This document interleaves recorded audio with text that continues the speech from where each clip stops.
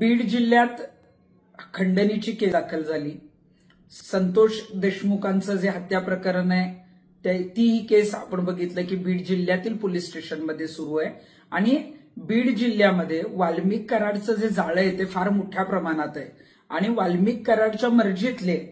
आणि नजीकचे असे काही पोलीस अधिकारी कर्मचारी आहेत जे बीड जिल्ह्यातल्या अनेक पोलीस स्टेशनला कार्यरत आहेत। त्यामुळे अनेक ज्या काही केस बाहेर निघतायत किंवा जो काही तपास चालू आहे किंवा वाल्मिक कराड सध्या बीड कारागृहात आहे, या सगळ्याच अनुषंगाने बीड जिल्ह्यात अनेक वर्षांपासून जे आहेत ते काही अधिकारी या सर्वांच्या मर्जीनुसार काम करतात किंवा त्यांच्या नजीकचे आहेत। त्याची लिस्ट मी जी आहे ती आता या संदर्भात पाठवत आहे। तर मी गृहमंत्र्यांना हीच विनंती करेन की यापुढे तरी सगळ्या केसेस जे काही प्रकरणं आहेत त्याचा पारदर्शक तपास होणं गरजेचं आहे आणि त्यासाठी वाल्मिक कराडच्या टोळीचा जर आहे तो पर्दाफाश करणं किंवा ते जर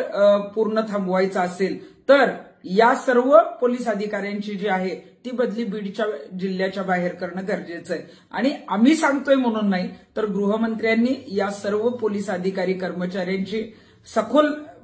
चौकशी करावी किंवा त्यांची माहिती मागवावी आणि माझी त्यांना विनंती आहे की बीड जिल्ह्यातून त्यांच्या मर्जीतील आणि निकटवर्तीय जे काही पोलीस अधिकारी आहेत त्यांची बदली तातडीने बीड जिल्ह्याच्या बाहेर करणं गरजेचं आहे।